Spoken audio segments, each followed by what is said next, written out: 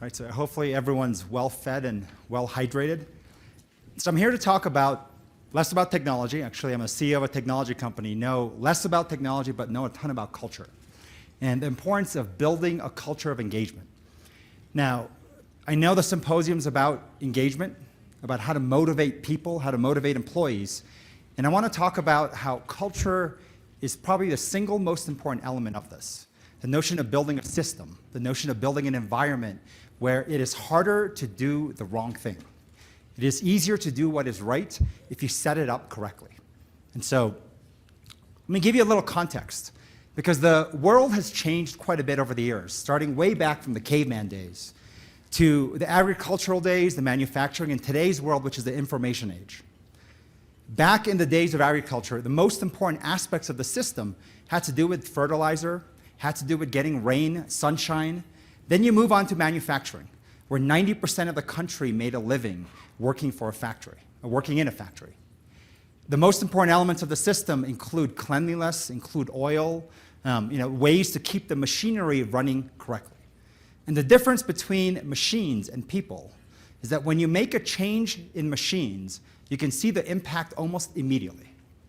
Especially being in tech, whether it's a mobile app or a website, you make a change, you can see the change in revenue and traffic almost instantly. Well, people's a little different. And the world's shifting, and I think it's said in around 15 years, 90% of this country will make a living in some information capacity. And so when you think of people and what drives people, the system, the environment, the word that comes to mind always is culture. Now, culture is spoken about, talked about so much, yet I would argue most people have no clue what it really means. It's no different than going into someone's family dinner at Thanksgiving. And you walk in and you say, wow, this family feels really warm. Or you walk into some other family and you say that this family feels a little cold or odd. It's hard to describe what culture is, but it's definitely there. Now, I'm here to talk about culture, and given that this is focused on health, specifically, we'll speak more about the health aspects of fitness and nutrition and what we've done in the company, integrating that even into mental and emotional development. Yet, you have to ask yourself the question, why would it come out of technology? Why not Nike? Why not Whole Foods? Why not some clinic? That's where the greatest innovation in health for fitness as well as nutrition should come, but I'm going to make an argument that it should come out of technology. And there's many reasons why the greatest innovations in culture, as well as even in physical fitness and nutrition, will come out of technology. A place where drinking Mountain Dew and Red Bulls is like staple nutrition for engineers. Eating candy bars, eating junk food for energy, sugar highs, this is a typical engineer never having been in a gym. And yet, why this innovation occurs out of technology is this. It's because of the constraint. When you look at any great innovation that ever occurs, anyone who has a ton of money, a ton of capital, a ton of resources, usually will not innovate. Those who are constrained, who have the greatest constraints, they will innovate to survive. They will innovate because you have to innovate. So in the field of human capital, the age we're in of information, where people are the single most valuable asset, technology engineers, typically very young, 21 years old, coming out of college, undergrad, some grad students, are the hardest people to hire and then to retain. To give you a data point, last year alone, there were 3 million open job positions for engineering. So any of you who are thinking of career changing or those who want to guide your children, tell them to go into engineering. 3 million unfilled positions just in the US for engineers. No matter how bad the economy is, this group has had 0% unemployment for over the last decade. You cannot hire or find enough engineers. In fact, they're so hard to recruit. If you ever try to go to a college campus and recruit an engineer, it would look akin to a sports athlete being recruited for the NBA, for NFL football, whatever professional sports league. They get scouted, recruited. We start tracking some of the engineers starting at freshman year by face and what courses they're taking before we hire them when they graduate. They are that difficult to hire. So I'm going to give you just a quick bit. This is not a talk about hiring, but everything usually begins with hiring. If you start to invest in your top of the funnel, who gets in your organization, You start to alter and change who gets in. You will see over time your entire organization will change. So when it comes to hiring engineers, there are 10 schools in the US that draw the world's best talent in both undergrad and grad students. And so 4 of the 10 are on the East Coast. It's MIT, Cornell, Carnegie Mellon, as well as Georgia Tech.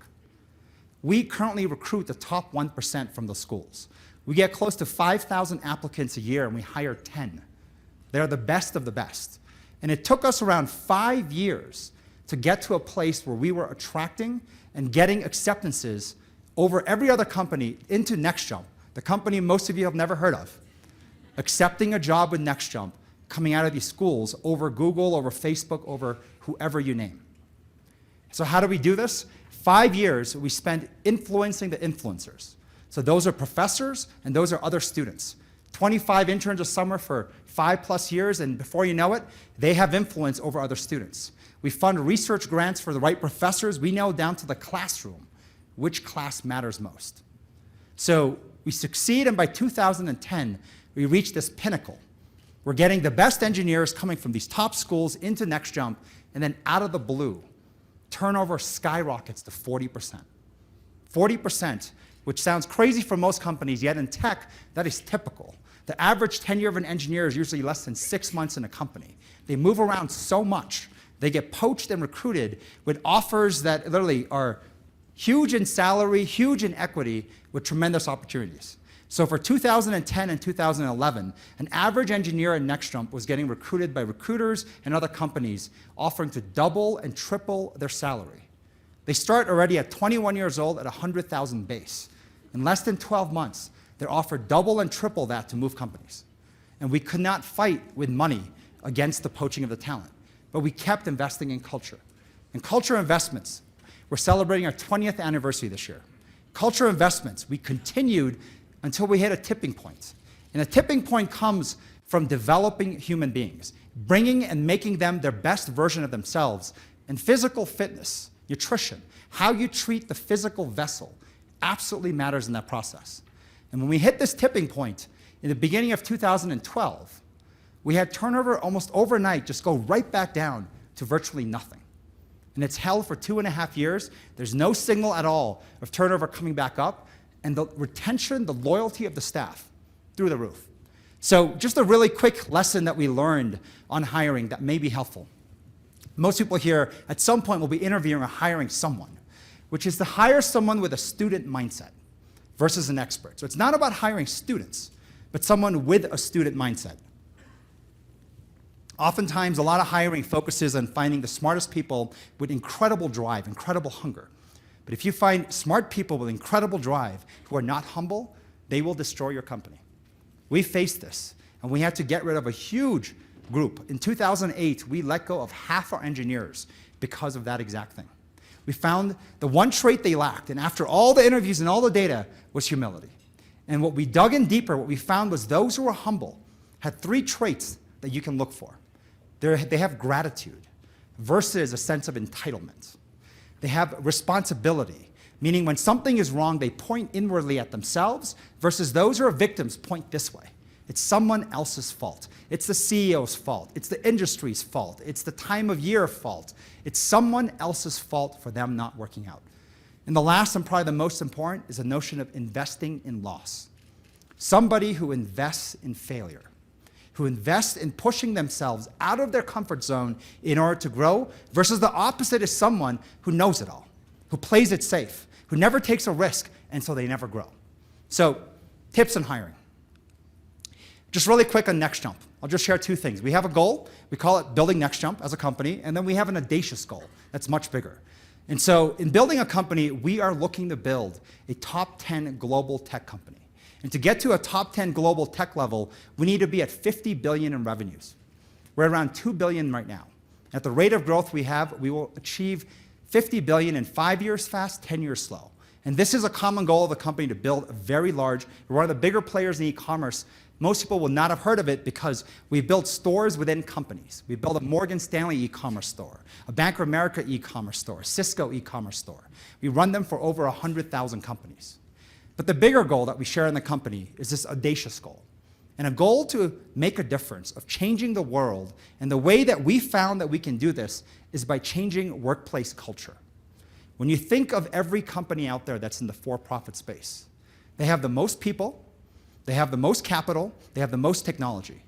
If they changed their culture, so they built a culture where they would take care of their people, but then for a purpose of actually servicing other human beings, helping the world, you could fix every problem in the world 10 times over, given the amount of resources that sit in for-profit companies. So everything that we do in culture, we give away. People ask, do you sell it? You should sell it. And we tell them, there's something that my mother taught me very early on. You don't give away what you suck at. You give away what you're good at. And so this is what we share.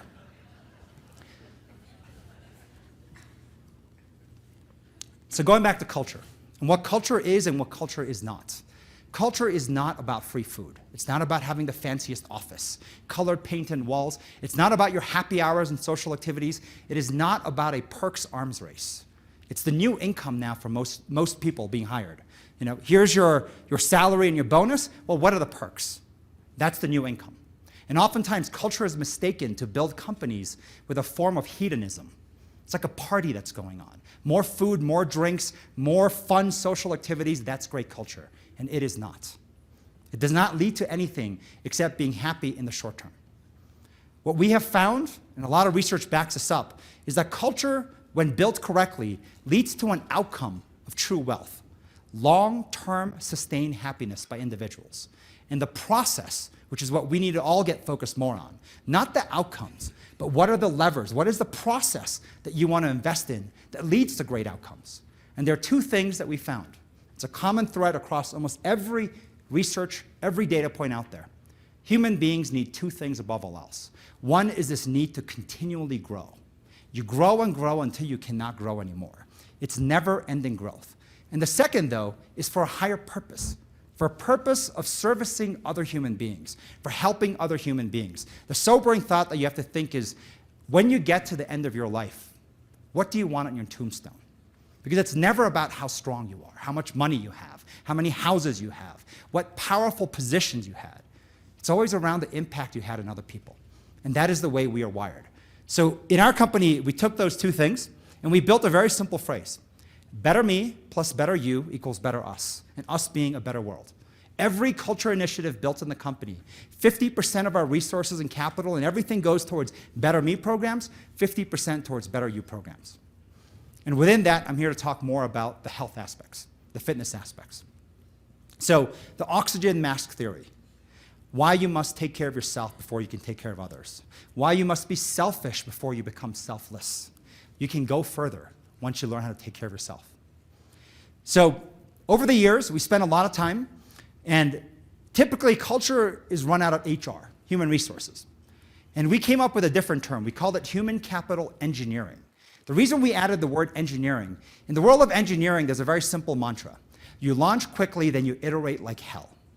In human resources, it's a little bit different. If it ain't broke, don't fix it, or don't change it. And let's check with legal and compliance.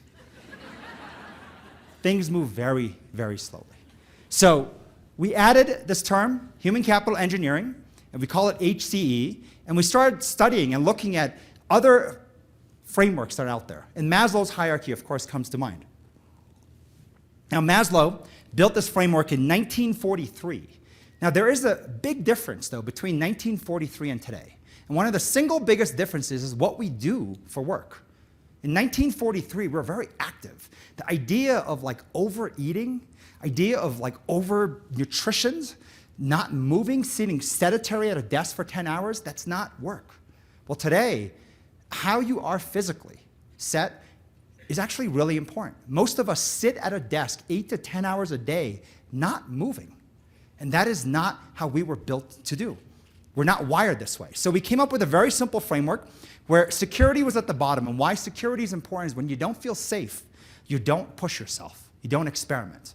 Then health, because the physical vessel matters. The growth is the continuous growth of your individual self, all driving towards a higher purpose of helping and servicing other human beings.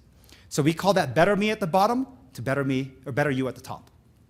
To give you a little more context, in the field of professional sports, A lot of sports athletes, especially when they're in pro sports, they will have the income and security, they will have their health because that's their job function, and they will have growth because they're constantly improving.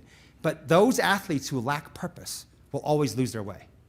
When you look at for-profit companies, you've got the notion that in order to get paid so I can take care of my family, what do you have to give up? You must give up your health.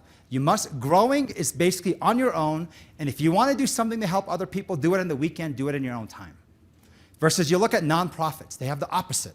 They spend their entire lives working to service and help other people, make the world better, but they have no security. They can't even feed their families. They have no health, and they definitely do not grow. And so this is the problem that we have to fix. So I'm going to talk about coming back to fitness, coming back to nutrition, but at two levels. Level one being more the how do we get a company of 200 people, of which 75% are engineers. Most of them never step foot in a gym. And their nutrition literally consisted, over here is a lot of water drinking, there was a lot of Mountain Dew and Red Bull drinking. And that's what they did. And so the odds of actually getting them to go to the gym consistently, eating healthy, change their entire way of looking and thinking about fitness and nutrition, the odds are so odd against us. I would argue that if we could do it, anybody can do this. And then at level two, we'll talk about how we're now integrating and experimenting using physical fitness programs with mental and emotional development programs. So that's the most cutting edge things that we're working on right now. So going into what we did, exercise, the notion of healthier employees perform better. Very simple notion. And so we built gyms in all our offices, and everyone competes, and I'll go into more details of how we got to where we are. Nutrition. We were very strategic with nutrition. Every nutritionist we talked to always asked one common question. Did you eat breakfast? Did you eat breakfast? Did you eat breakfast? So being an engineer, we saw the pattern, and we said, it must be the most important thing in nutrition. We must get every employee to eat breakfast. So what do? We made every meal for breakfast free and no other meal free. And breakfast, by the way, is the cheapest meal to service as a company. We made that the only free meal, and free food, this bizarre thing I see in conferences. You look at employees, free food just gets gobbled up. And in fact, we had to lock the fridges by 11 o'clock saying, you know what, you're starting to border on lunch.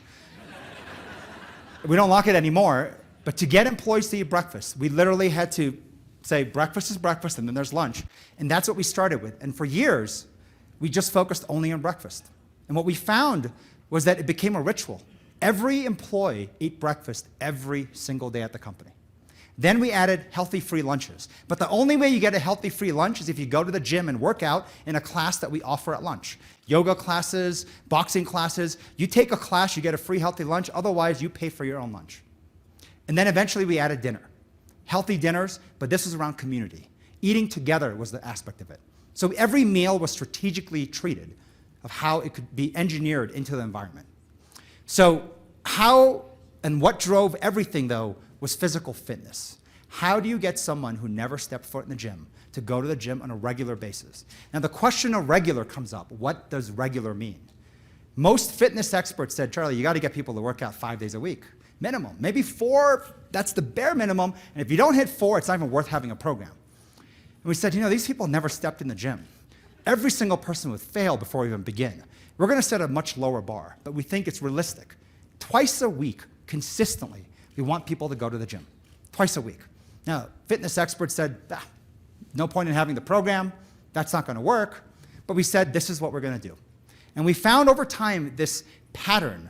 I don't know if you know this, but the human red blood cell dies and regenerates every 90 days. If you can find the right habits, the right rituals, the right things built into your environment or your culture, and it lasts for 90 days, that happens weekly and twice a week, you will find that people change. You become a different person in a course of 90 days. So when we started building our gym programs going way back, we built gyms, invested a ton in every office, and at best we were able to get 5% of the employees going to work out regularly. Well, we ran a lot of experiments. Like I said, we iterated like hell. Everything we launched, we iterated. The fact that it might fail was less relevant. It was a question of what are we going to iterate to make it work? And we pushed and pushed and pushed. And for the last almost 4 years now, we've been averaging 90% of our employees regularly work out. And the average workout in a week for a person is 3.5 times in a week. Huge success. So we'll take you through some of the key lessons that we learned. One of the first lessons was that providing access, convenient access, was important. And you'll see this common thread, most important to the top performers of the company. We first offered free gym memberships. Every employee got free gym memberships. And the most perverse thing happened. Every top performing employee never went, but every bottom performer always went. In fact, I had many arguments with an employee saying, I need you in this meeting, and they'd say, Charlie, I can't go. I got to go to the gym. There's a class I signed up for. I have to go. And I tell them, but I really need you in this meeting. It's for the company. And they would say, but you promote health. You want us to work out. I signed up for the class. I have to go. And this happened enough times. Like I was literally pulling my hair, could not believe this was happening. So we went, and we found that once we built gyms in the office, it wasn't that the low performers didn't work out. They kept working out, worked out even more. But the top performers started to go because it was easy for them. The notion of re-engineering the environment, turning it around so that it's easier to do the right thing than the wrong thing. But many of you here may say, well, I don't have the budget to build a gym. I cannot convince my senior leadership to build a gym. I can't afford that kind of capital investment. Well, it's not how we started. We started with literally $200, and that's how we built our gym. We took our largest conference room, and we said, starting at 6 p.m., the conference room is closed. You can't be using it for meetings. It's going to turn into a gym. We went to the gym, found personal trainers, and we negotiated a discounted rate, and the employees are just pitching in at a lowered rate now, and we used the conference room literally as a gym. And we spent $200 buying weights and rubber bands and what the trainers needed, and we would literally do lunges around the conference table, we would do sprints around the table, and that is how we built our gym for years. And employees worked out. And it was convenient. It was right there. It was great for the personal trainers. They got paid more than they made at the gym because the gym usually takes a huge cut. Everyone got a benefit for $200. So for those of you who think you can't convince your senior management, you can't afford yourself to put the investment in to build a gym, I know you have $200. Looking at other things that we learned, lessons we learned. In a lot of these things we learned how things failed before we learned how things worked. Notion of creating competitions. Oftentimes, incentives, throwing gift cards, throwing money, throwing points. A lot of people throw money at the problem. And we found that in the short run, you might get success, but very quickly it tapers off and never comes back. It did not work. But the sense of competition, what's innate in all of us, and especially most people, no matter how old and young and experienced, we like to compete. And especially when you hire the right people who are driven, who want to win, competition is very easy to trigger. So competition was important, but there was something key in competition, which is a scoreboard. If you don't know the score, it's very difficult to compete. Do you ever go to a bowling alley and try to keep bowling with your eyes closed? You wouldn't know how to make your game better. You wouldn't know how to compete. You need a scoreboard. So one of our engineers one day, over the weekend, literally built a fitness portal where everyone in the company is broken into 5 teams, and you can see which team is winning on a regular basis, meaning did the team member go to the gym regularly? Meaning did they work out twice minimum in the week? And so if you haven't worked out at all, it has an X. If you worked out once, it has a yellow check. And if you worked out twice or more, you get a green check. You can see by individual who's gone and who hasn't gone. Now, one of the greatest benefits that we saw, a side benefit, was what team members did to help each other win. The people who went to the gym the most, the top performers of the gym, actually started identifying the lowest performers on their team. People who were so scared to go to the gym, unfamiliar with the gym, and they would go and mentor them and help them, show them how to use the batting cage, the rock climbing wall, show them how to play ping pong. They would find a way to teach them how to use the gym. We built trainers without even meaning to build trainers in our own employees. So competition did some very interesting things for us. But as competition continues, and you may find this if you ever run a competition, things fatigue. You get complacency. It gets to a point where you hit a ceiling. And the ceiling we hit was 50% of the employees going to the gym regularly was the highest we could get. And everyone believed that was a ceiling, that it was unrealistic to expect anything more. Well, recognition programs, when done correctly and celebrated in front of the company, can have very impactful influences in the company. So we have a program called the President's Award. It's for breaking new records. And the President's Award, we give 2 metal steel balls, so balls of steel, to the captain or the individual who breaks ceilings in the company and $10,000 in the next paycheck. Pretty big award. So one team lead, his name is John Nellen. He decided, my birthday's in July actually, it was just last week. So he decided 1 week, on the week that my birthday was on, that as a gift to me, he was gonna get his team to work out 100%. And so he went and he just did it. I didn't think it was possible. He did it and 100% of the team worked out on his team alone. In the company staff meeting, he's in Boston, I'm in New York, we zoom the camera in, his face turns blushing red as we hand him 2 metal steel balls and $10,000. Everyone in the company saw this. So this is what happened the very next week. So once the ceiling was broken, this is Tuesday, this is Wednesday, this is Thursday, and by Friday, every single person in the company worked out twice a week, minimum. And suddenly, the new norm became 100%. And in fact, we had perverse things occur. In fact, 100% was almost seemingly too easy to hit. People started competing on how many workouts. It got a little out of control. 2 was a good goal. We kept that at 2, even though we average higher. Once the numbers started getting higher and higher, the pressure was literally too much that it started to have a negative effect on work. But 100% now is the new norm. Using data, and using data in interesting ways. When it comes to teammanship and competition, so I'm a big fan. I spent a lot of time in Boston, so Red Sox is the example I use. And the Red Sox are winning, I think, in this example, 11-1. So the losing team has no incentive to compete. So you're not big Red Sox fans? But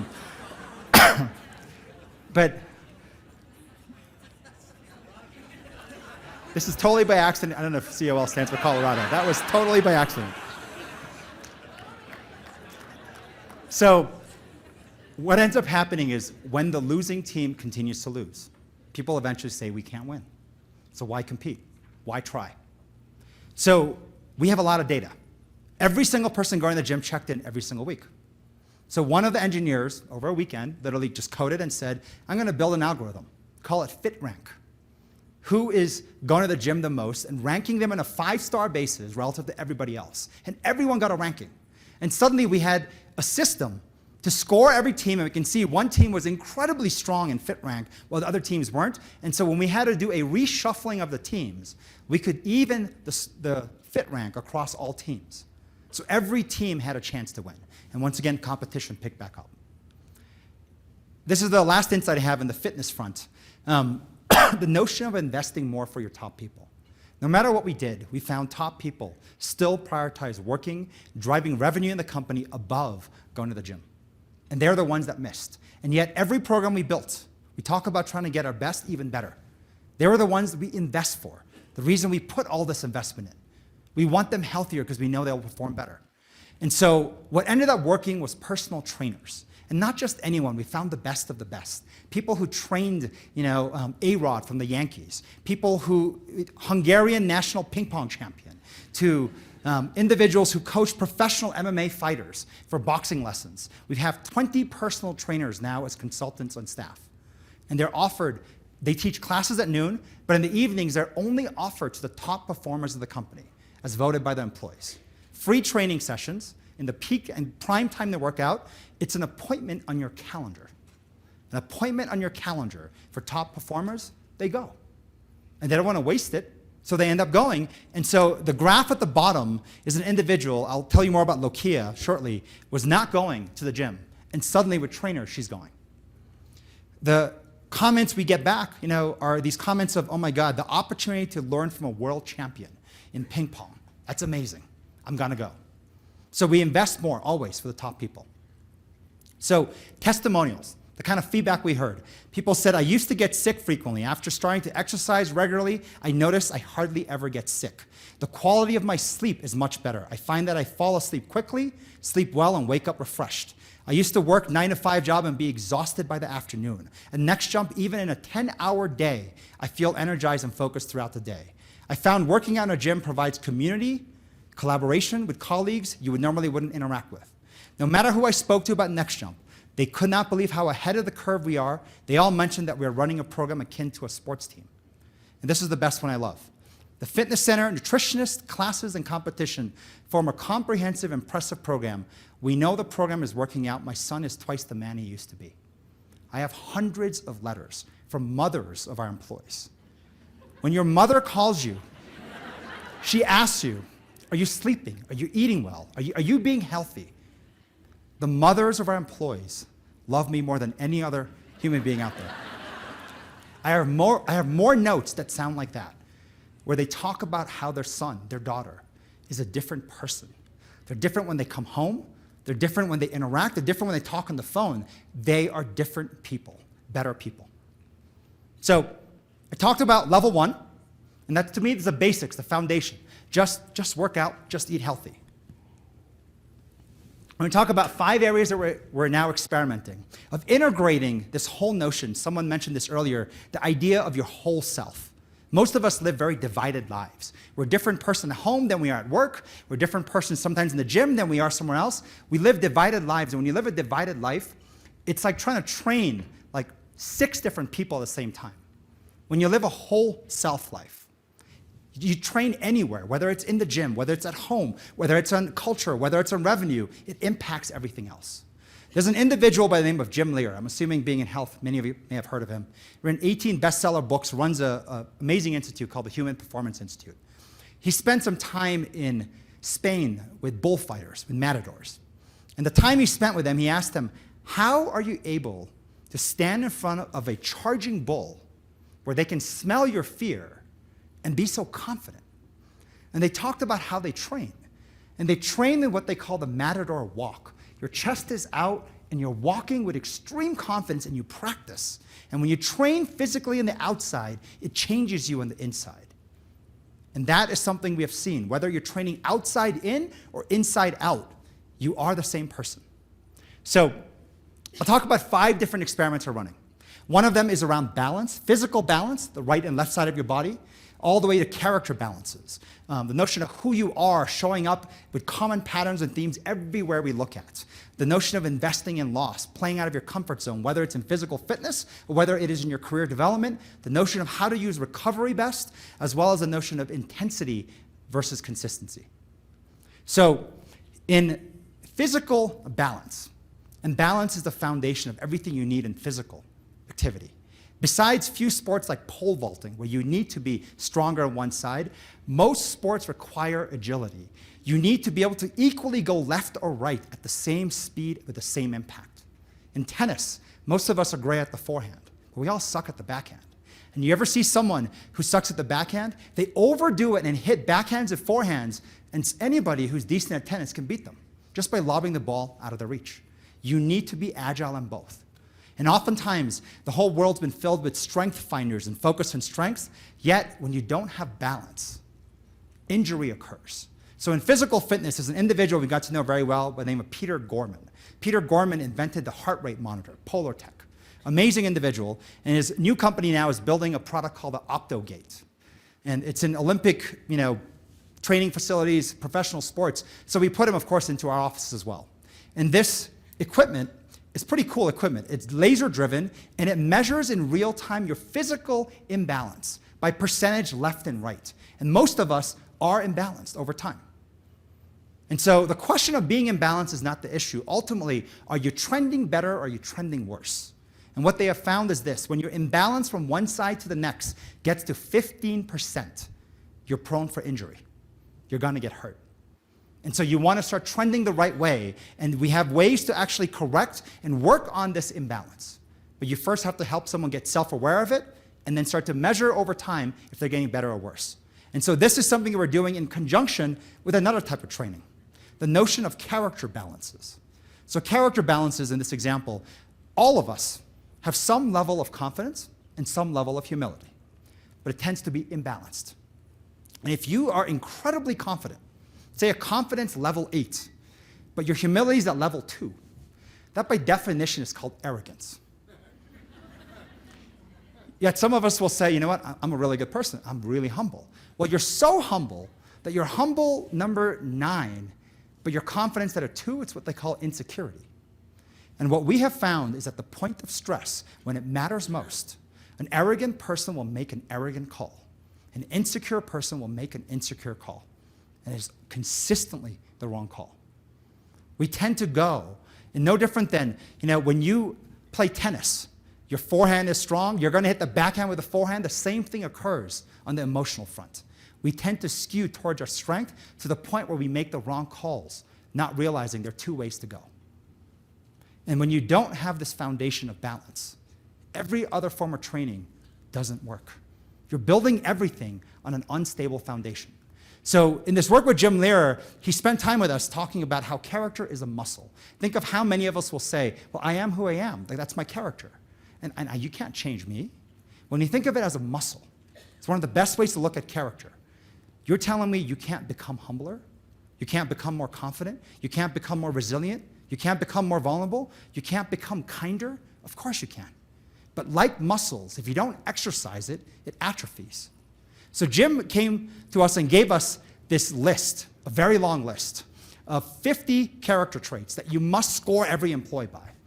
Now, in the business world, and being focused on practical application, 50 was too much. So we applied an 80-20 rule and found the top 10 most important character traits and started to score and measure employees for 6 months. And we found 2 traits, though, that rose above all rest. So we took another 80-20 rule, dropped 8, and focused on 2 above all else. And that was confidence and humility. We found that this was the foundational character attributes for all human beings. When you can get balanced in this, you can work on everything else. And so when you look at someone who's confident, they tend to speak up easily. They tend to be aggressive, courageous, and optimistic. Versus someone who's humble tends to listen better. They tend to be more patient, vulnerable, and disciplined. But the problem is when it occurs at the wrong time.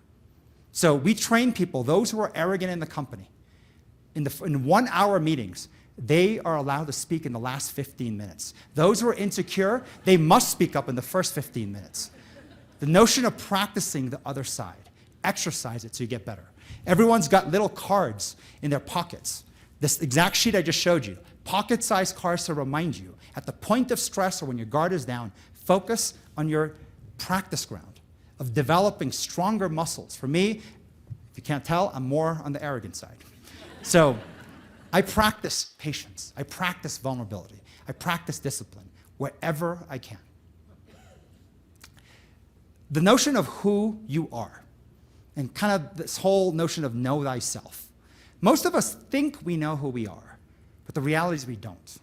Because the true version of yourself shows up under stress or when your guard is down. Which is why when you come home from a long day at work and how you treat your kids and how you treat your spouse, that is who you are. When you have to make a decision and the winning point for your team is on you, what you do, that is who you are. When you haven't slept for 3 days and someone wants to give you critical feedback on how to get better, how humble are you? That is who you are. That is the true score of who you are, and that is the starting point for you to train. So what we have found is this notion of you is you. You are the same person that shows up everywhere. And when you start to understand that, you can not only identify where your imbalances lie faster, you get to train with everything. And if you ever see a sports athlete, the best athletes look for every opportunity to train. They will train. So there's an individual I'll talk more about, Josh Waitzkin, chess champion, martial artist champion, and the way he would train patience, because when you play chess or you play poker, let me play poker here, patience is very important in the game of poker. But you can't practice patience only at the poker table. Everybody else is trying to be patient too. It's very difficult. Find the longest buffet line. Take that line when you're starving. When you're at the elevator, instead of pressing the button multiple times, wait and be the last one to enter. Find every way to train and practice. So what we have found was when people are stressed, whether it is in fitness, when you're getting stressed through interval training or through weight training, whether it's being stressed because you're being trained by a presentation coach or by your leader in revenue or your mentor in culture, we have the ability to take evaluations from every bucket and then use them to identify and then to train. I'll give you a couple examples. There's an individual, I won't use real names, but her name is Mary, so not real name, but. So the physical fitness trainer sent me an evaluation of Mary and said what Mary does is comes to a 1-hour workout, very excited to work out, and will say, Give me a hard workout. I'm dying to work out really hard today. And as the workout gets harder, she starts to back off. She starts to giggle, and she quickly disappears from the workout as if she's not even there. And I read the evaluation, and I was like, you want to read the evaluation written by her revenue manager? They sound identical. There's another individual by the name of Gary, once again, not real names, but real people.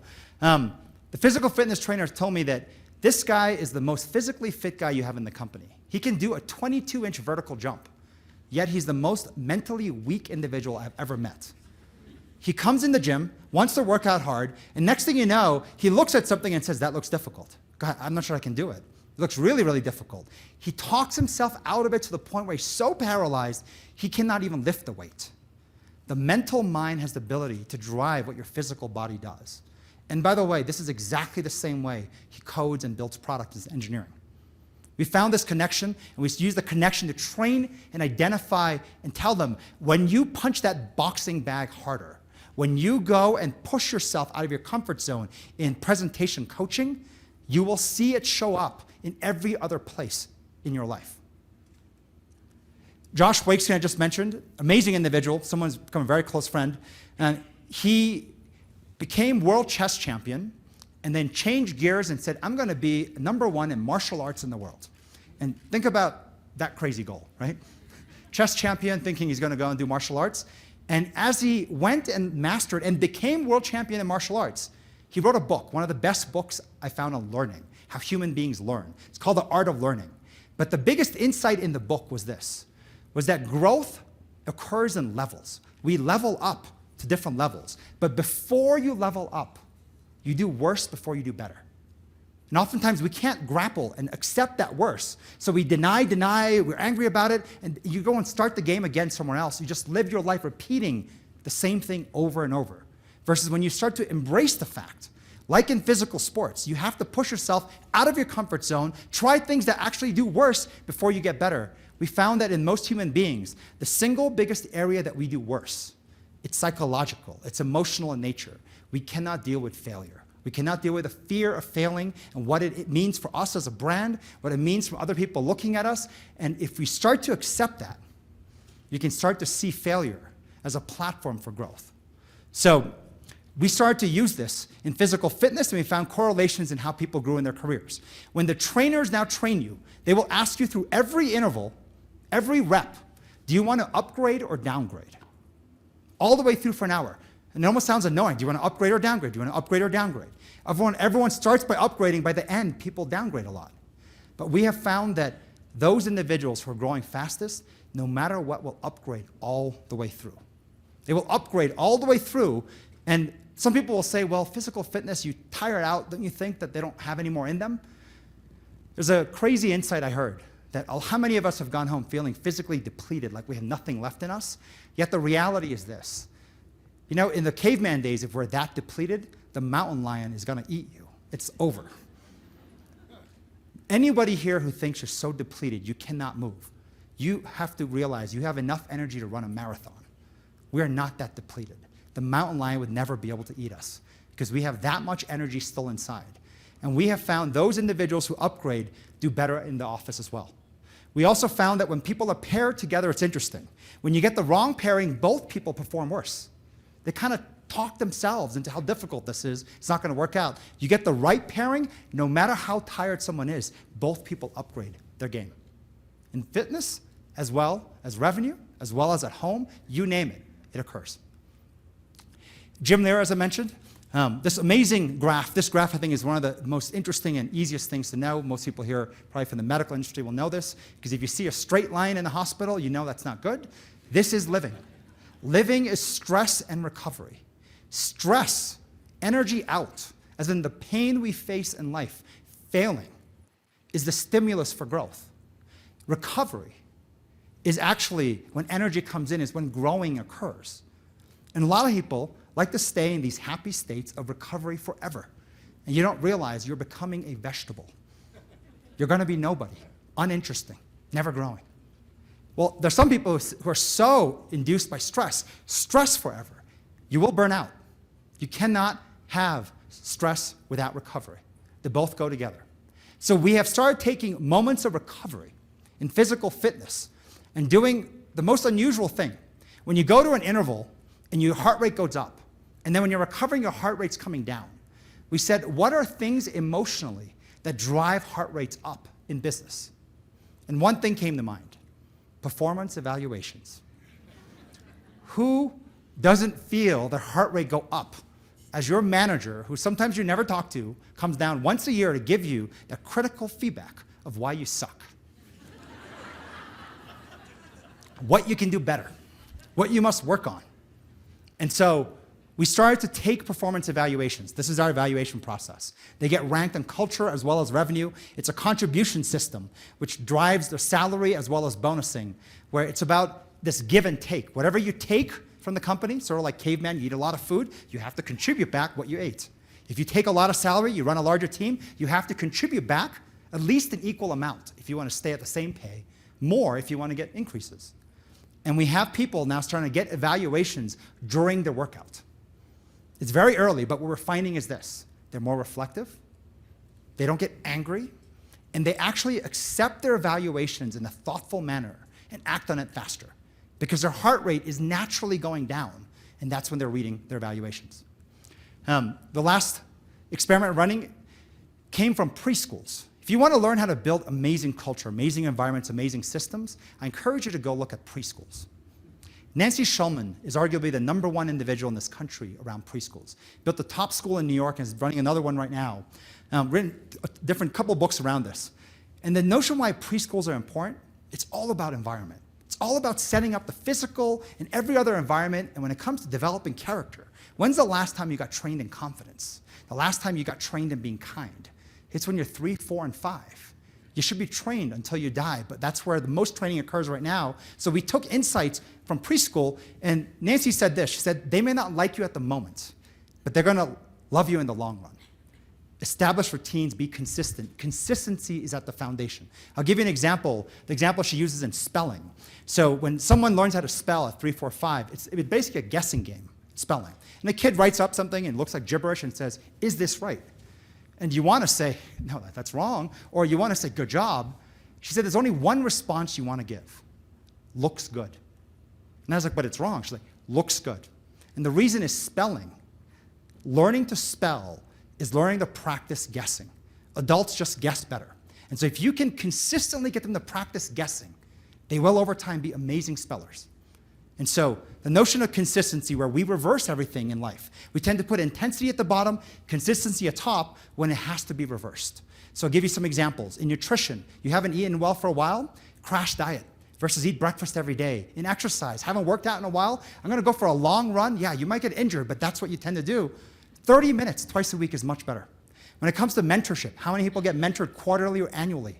Imagine getting mentored daily with a talking partner, or weekly in teams of 4. A situational workshop, which I'm going to run one actually after this event for anybody who's interested here. Giving. We tend to be very generous people in the holidays. But take the holidays out, we're not so giving. We built a program called MSD, Make Someone's Day, Random Acts of Kindness, twice a week. Go find strangers, go find people in need, help them and document it twice a week. And that, by the way, is more impactful in making someone kind. So Jim Lear said this: no change in your people equals no change in your business. When you get transformational change in your people, you're gonna see transformational change in your business. The notion that culture is hard to measure, the impact of it, what's the ROI, what metrics do you look at? I'm gonna walk you through primary results, so case studies of people, as well as secondary results in the numbers. So on the primary level, I'm talking about a senior engineer who literally went from a regular engineer to basically doing the CEO's job. So this is Lokia, who I mentioned before. She's head of revenue. 6 years ago, she graduated out of college. We trained her as an engineer, and she was in very poor health, even though we tried to get her to go to the gym. And then we trained her to also be head of revenue. In the same window that she is running all the revenue of the business, she lost 30 pounds. She looks like a different person. Her husband pulled me aside and said, my wife is doing the CEO's job. What are you doing? So I'm here in places like this. And she lost so much weight. She's so physically fit. Her eating habits have changed. Her physical fitness routines have changed. The two happen side by side. We have dozens and dozens of stories like this. And as those add up, What ends up happening is you see employee loyalty. You see people actually changing. The most common phrase you see in the company is, that was the old me. This is the new me. You see engagement where the word love gets used with work. We use the word like when it comes to jobs and work. Most people don't say, I love my job. I like my job. Love is difficult to use at work. Revenue numbers, growing faster than before. Our turnover goes from 40% to 1%. People saying, I love my job, goes to 90%. We start receiving awards, leadership awards from McKinsey. A team of professors at Harvard did a 3-year study studying companies on this planet that have the best and strongest cultures. And we got placed in the top 3. And yes, nobody had heard of NextJump, except the other 2 companies were bigger and more well-known. But awards are coming in, results are coming in, and the revenue side. Our revenue was growing 25% year over year for 5-year average. For the last 2 years, it's been growing 100% and accelerating. This is a little bit more detail. Red represents revenue goals being missed. Green represents revenue goals being hit. We're going on over 2 years now of exceeding and accelerating revenue. But the most important part is this. It's run by a team 2 levels away from me, which is what we call CEO minus 2. Lokia and her team are driving the revenue, and that is difficult to do. To train leaders who can take over your company and run it better than you are at a faster clip than you ever did, so you can coach and build other programs. And then one of the more interesting things is turnover went down from 40 to 1%. And for 6, almost 9 months, no change in the results. And that's where people give up. When it comes to changing people, there's an arc. At the beginning of the arc, unlike machines, it's actually awkward, painful. Everything is wrong, not working. And until you push and invest to the other side, you will not see the results. We have this phrase in the company, build a company that would make your mother and father proud. Oftentimes, whether you lead an organization or you can influence the leadership in the organization, people wonder, what is the element that can help drive this? A lot of times, people will say, well, I heard a great speaker, I read a great book, I read a case study, I know a company, and that becomes your driver for change. And we find that copying someone else ends up usually getting you to the wrong place. So what is that North Star? That North Star that makes you do the right thing. At the point when you don't know what is right and wrong, how do you make that right decision? And what we found was this, for all of us, if you build a company, build an organization that will make your mother and father proud. Fathers are proud of us when we succeed, when we achieve, when we graduate, when we get promoted. But mothers are proud of us when we are happy and help others. And think about it where if you're happy and a really good person but still living in your basement of your parents' house, the fathers aren't so happy. You need to please both. And this has been the driving force for 20 years of how we did everything we did. This is our best thinking. We see ourselves as a teaching organization, like a teaching hospital, sharing and giving everything away. And we focus on this Boy Scout rule, be the example first. Make sure you dog food whatever you're going to give to your guests, because you don't want to serve guests food that you haven't even tried yourselves. So the most common phrase I hear at the company at NextJump is this notion of I'm proud to be a NextJumper. When a company builds a great culture, the first thing you might hear is my company cares for me. But care is a lower bar than proud. When someone is proud, they hear outside validation from some other people, strangers often, of what a great company you have. They take care of you, they take care of the community, how great it is. But if you know the inside, under the hood, it's all broken and rotten, you're not going to feel proud. The standard is highest when an employee starts to use the word proud. So, thank you.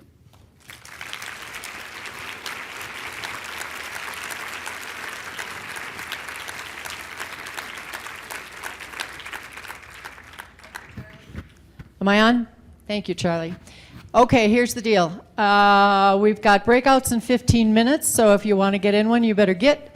The only thing that's going to be here is the zip codes trump DNA code, so if you're going to be in that one, you may stay. Otherwise, you must leave. Got it? So I think I probably ran over the Q&A time, so I'm running a situational workshop which is based on bringing your situations to see how we can give you some insight and help. And so feel free to join me there. Also, Elise Pierpont, who joined me from NextJump, she's right here in the front. You just stand up for a sec. She heads up our branding and heads up our academy where we share our insights for free. So please feel free to bug her if you have more questions too. Thank you.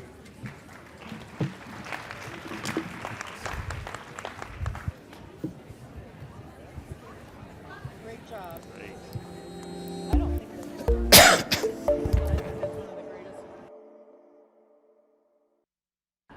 so we really instituted with the foundation, the Colorado Health Foundation, and other folks, to really educate parents, and not only in the school but also at home, about changes in how do we eat better, what are our options. So parents are really saying, what can we do then to address that? And those are part of the conversations. How do we make sure that our kids really expend a lot of energy, just run like crazy, and go to the playground, go to the park, and do that? And that is because of the conversation we've had about how do we address the issue of lack of exercise and physical activity. We have a lot to learn. As an organization, we have been doing this work for a long time, but really the more you talk with other folks and how they address this, the issues of health in the schools, healthy habits, and how do we take that out in a broad scale to our communities. I know there's some folks here that have experienced that directly or indirectly, and so for us, it's really is about how do we share experiences, learn what other folks are doing, what's working, problems that people have had. We're very good at community outreach. That's how we grew out of.